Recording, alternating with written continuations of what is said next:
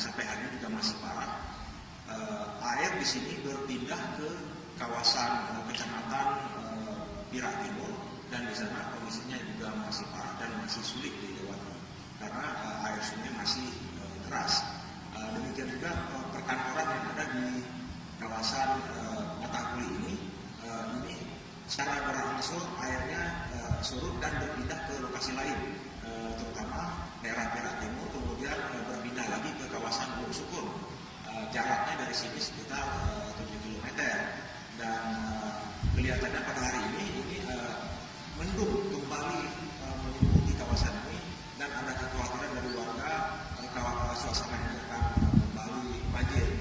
Sementara para pengungsi masih juga bertahan di rumah-rumah saudara dan di tempat-tempat musala menasa. Mereka masih menunggu apakah ini hujan banjir susulan yang akan datang. Demikian.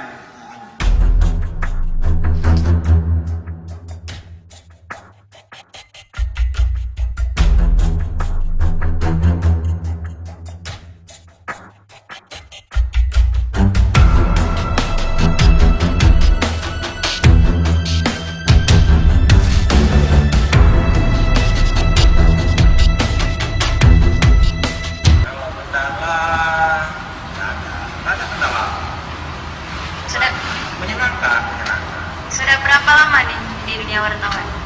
Sudah belasan tahun.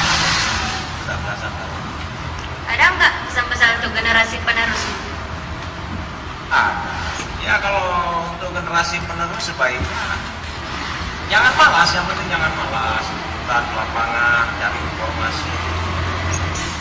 Itu yang penting. Jangan menceritakan berita itu di atas meja kopi, tapi datanglah ke lapangan, lihat langsung faktanya seperti apa.